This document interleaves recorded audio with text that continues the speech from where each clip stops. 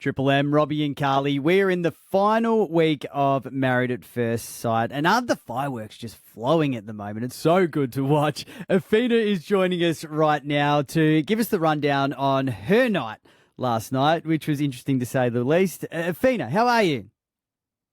Hey guys, I'm going good. How are you? Oh, hang on. It doesn't feel like you've answered that question properly.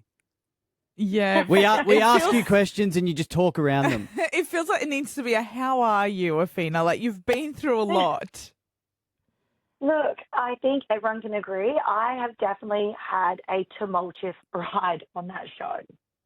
Oh, For sure. Absolutely. And I think to see you kind of go through everything you've been through and then the outcome that you had last night from Adrian, it was so, so disappointing. I think we are all in agreement that you definitely deserve better. 100%. I definitely deserved better. I just felt like I was so open and I was trying so hard to make something work that just was never going to work at this stage. And he was consistently just, I don't know, his fight style and his communication style was so different to mine. And I also feel like sometimes he would say one thing to me, whether it's off camera or on camera, and then you enter a dinner party, he'll read the room and he'll kind of just go with whatever groups think the environment kind of says. And I was always left kind of reeling, like, that's not what you would say. Oh, that's the stuff we obviously don't see on TV either. So, yeah, that's really confusing for you. Yeah, it was so confusing. I feel like if you are trying to sell a narrative, you're constantly selling lies, you kind of get lost in it. Whereas I'd be like, actually, like, remembering everything he would say, like, it just never added up. Like, and then I would always be confused because I hated always being on the defense. I always felt like I'd walk into something and, you know, behavior or things would be said, and then I'm having to defend myself against, like, false realities.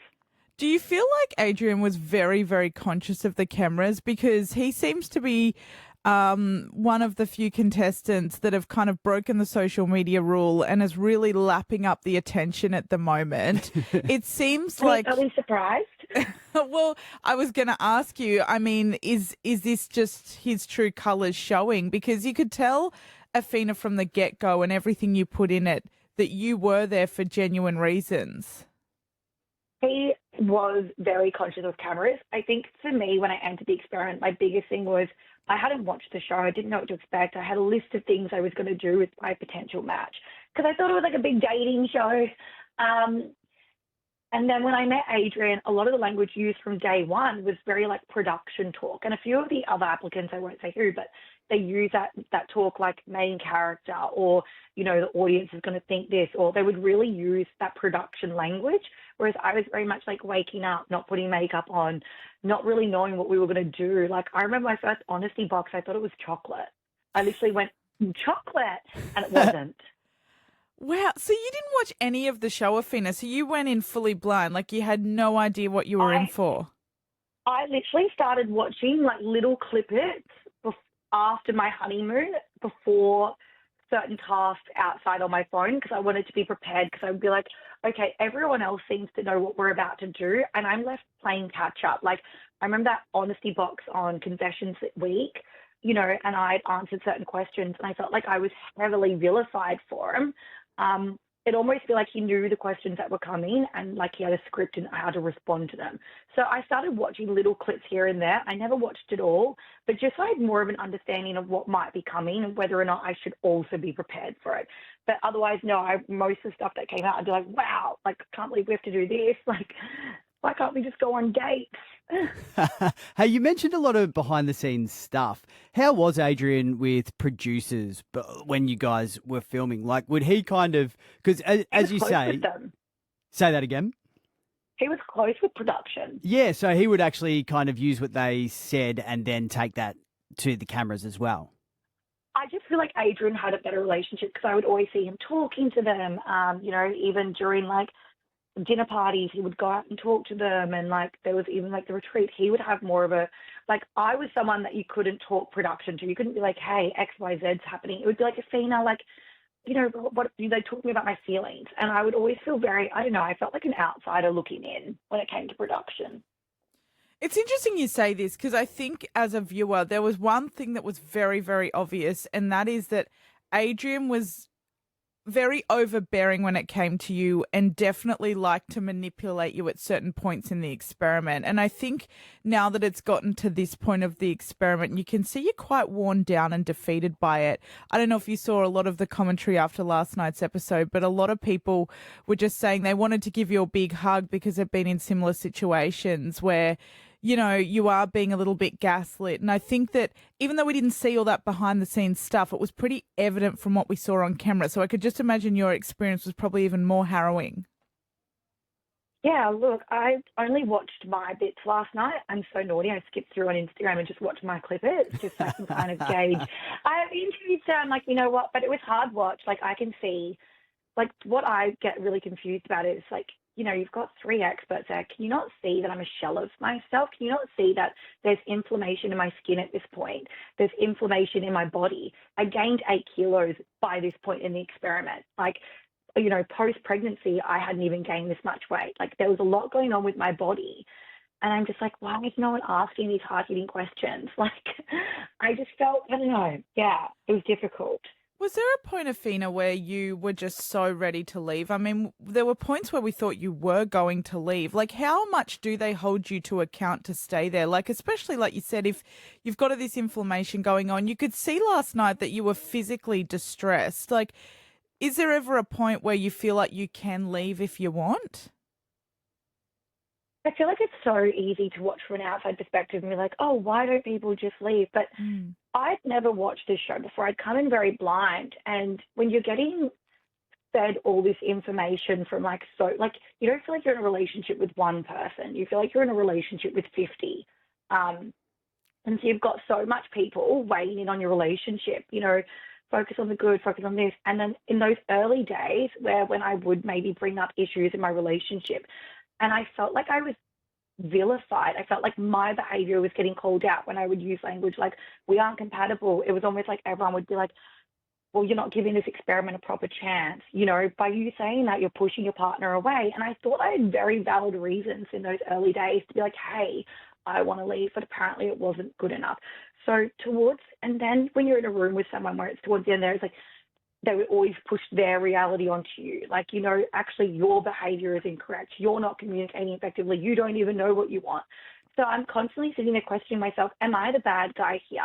And, you know, if I entered this experiment and not only potentially not leaving with a life partner, but am I going to ruin it for all future partners because I can't communicate effectively? Maybe my fight style is incorrect because I was constantly being held accountable by, you know, my partner behind closed doors. I'm like, I didn't know which way was left or right at this point. So I just felt like when I wasn't causing issues in my relationship, when it was just working really great, the inflammation slowed down. You know, I started feeling lighter. You know, I wasn't nervous walking into a commitment ceremony. I didn't have this weight on my chest. And then with last night, it just felt like all that weight again was back on my chest. And I was like, anytime there's issues in our relationship, why does it feel like I'm the one in the hot seat copying it? The fallout was pretty heavy last night in general. You and Adrian, not great with the whole dating challenge. Also, it was different with Jamie and Dave. Dave seemed to understand Jamie going. But then you've got Karina and Paul, which was a whole nother level again. What was your take on the way that panned out? I was there, so I didn't actually watch last night's episode. But in terms of Karina and Paul, I think it's just knowing your partner. Like, I have a friendship with Paul in the experiment, but it's like Karina was really upset with the wife swap. So, you know, with this task, you know, in the back of your head, if she was that upset with wife swap, you know you're making the wrong decision here. Like, you are actively choosing to hurt your partner. It was a very dumb move. I don't think Paul's malicious. I'm just going to say it. I think he's French. I don't think he's malicious. I think he's French. Wow. That's fair. That's such an interesting one, Awhina. Hey, I want to ask you, are there any other connections between contestants that we don't yet know about? Because it seems every time I ask someone this question, we find out a new one almost daily. Like yesterday we got from Jamie that Dave and Sierra went on a date before the show. Yeah. We found out about Paul and Cleo. Is there any others, or TJ and Jamie, are there any others that we have not yet found out about? Gosh, I'm like, should I just go down the list at this point? Where did they get us all? Like, I'm so confused. I'm like, is this normal? But no, yeah, Dave and Sierra, which funny story. Dave actually told me like prior to the wedding, he tried on the ring because he was worried it was going to be Sierra. And if it was too, like if it was a bigger size figure, because Sierra's quite tall, and then he was like, crap, it's Sierra. But no, Jamie is a tiny, tiny, tiny human. She's so short and little and cute. It was a very small ring. So he was like, oh, phew. So because he knew Sierra was going into the experiment, right? He was just worried that they were going to be matched together. Yeah, like he knew because he tried the ring on. Like I don't know how all these people know. It's I such a because small she was world. Leaked. It was leaked. That's how. But I was like the only one not leaked. Me and Jamie weren't leaked early, so they didn't know who we were. Right. So you didn't date Tim or anything like that before the experiment? Oh, you know what? Maybe not that Tim, but hopefully the other one.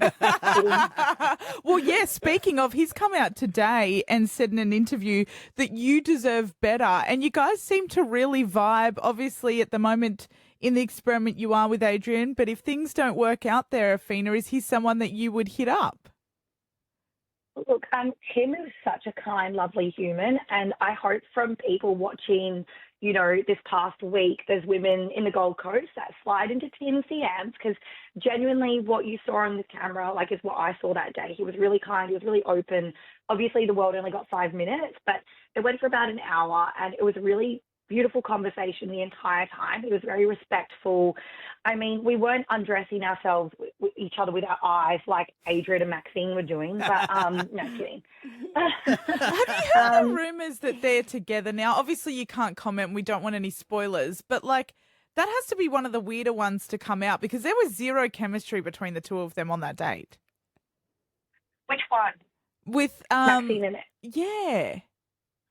I feel like no, they're not. No, that's definitely a rumor. Yeah. I don't know. Yeah, no, that's a rumor. Okay. Well, that's cut right there. Yep. Well, you've shut that We down. can go, boom. I thought it Not was a true. weird one too. I was like, I don't believe that for a second. There was zero chemistry on that date. Well, Awhina, you've been so amazing to watch so far. I hope things start getting a little better for you. But if not, the end is near.